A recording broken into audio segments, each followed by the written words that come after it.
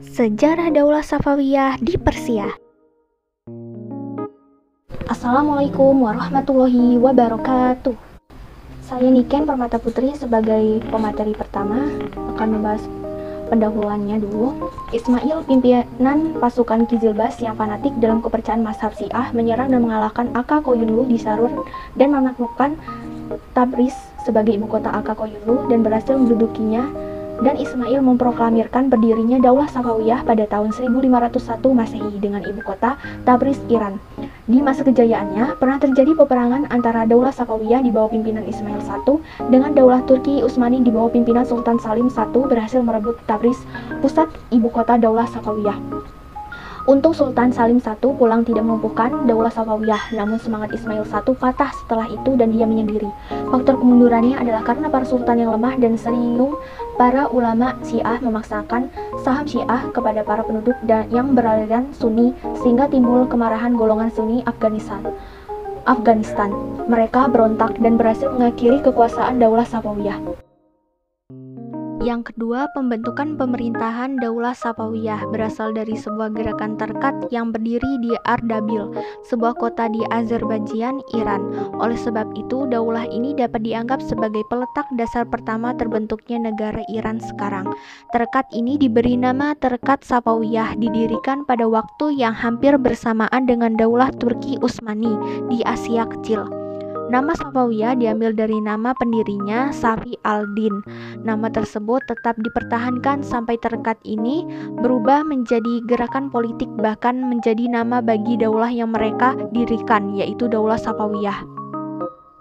Gerakan Safawiyah selanjutnya bertambah luas dan berkembang sehingga yang pada mulanya hanya gerakan keagamaan saja berkembang dan bertambah menjadi gerakan politik. Pada tahun 1501 Masehi, pasukan Kizilbas menyerang dan mengalahkan Aka Koyunlu di Sarur dekat Nakhchivan.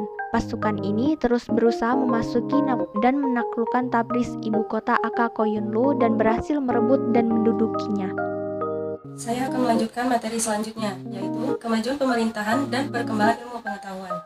Yang pertama ada Sultan Ismail. Sultan Ismail berkuasa lebih kurang selama 23 tahun. Dari 1501 sampai 1524 Masehi. Pada 10 tahun pertama kekuasaannya, ia berhasil melakukan ekspansi untuk memperluas kekuasaannya tersebut. Ia dapat membersihkan sisa-sisa kekuatan dari pasukan Aka. Koyunlu di Hamadan 1503 Masehi menguasai provinsi Kaspia di Mazandaran, Gurgan, dan Yazd 1504 Masehi.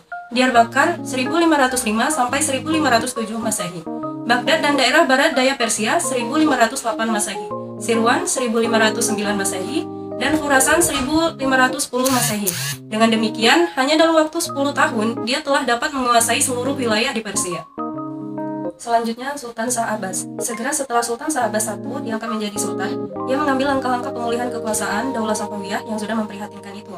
Yang pertama, ia berusaha menghilangkan dominasi pasukan Kizilbas atas Daulah Safawiyah. Yang kedua, mengadakan perjanjian damai dengan Turki Utsmani dengan syarat Abbas I terpaksa menyerahkan wilayah Azerbaijan, Georgia, dan sebagian wilayah Luristan. Kemudian selanjutnya kemajuan ekonomi. Perkembangan ilmu pengetahuan. Dalam sejarah bangsa Persia dikenal sebagai bangsa yang berperadaban tinggi dan pecinta ilmu pengetahuan. Maka, di mana saja mereka berkuasa, di situ didapatkan perkembangan ilmu pengetahuan, tidak terkecuali Daulah Safawiyah. Selanjutnya, kemajuan kebudayaan dan seni. Di bidang seni, tampak pada gaya arsitektur bangunan-bangunannya, juga dapat dilihat pada kerajinan tangan, keramik, karpet, permadani, pakaian dan tenunan, mode, tembikar, dan modal seni lainnya. Daulah Safawiyah pada tahun 1501 sampai 1736 Masehi berasal dari sebuah gerakan terkat yang berdiri di Ardabil, sebuah kota di Azerbaijan. Iran sekarang dua terkat ini diberi nama Terkat Safawiyah yang didirikan pada waktu yang sama dengan Daulah Turki Utsmani di Asia Kecil. Gurunya bernama Syekh Taju al-Din Ibrahim Zahiri yang dikenal dengan panggilan Zahid al-Gilani adalah seorang yang kaya dan memilih sufi sebagai jalan hidupnya. Gerakan Safawiyah menjadi gerakan politik, bahkan menjadi nama bagi daulah yang mereka dirikan, yaitu Imam Syiah yang ke-6 Musa al-Kazim. Di antara faktor-faktor kemunduran, Daulah Safawiyah ini adalah konflik yang terus-menerus berkepanjangan dengan Turki Utsmani. Bagi Turki Utsmani, berdirinya Daulah Safawiyah yang beraliran Syiah menjadi ancaman langsung terhadap wilayah kekuasaannya. Akibatnya, harus diperanginya.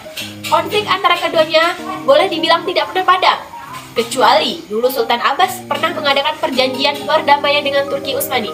Setelah itu konflik kembali. Faktor berikutnya, karena lemahnya sultan yang diangkat sehingga mereka tidak mempertahankan kekuasaan yang diwarisinya, apalagi memperluas. Sebaliknya yang terjadi adalah konflik internal, memperebutkan kekuasaan di kalangan keluarga istana. Juga tidak didukung pasukan tentara yang kuat karena pasukan Gulham yang dibentuk Sultan Abbas I tidak memiliki semangat perang yang tinggi.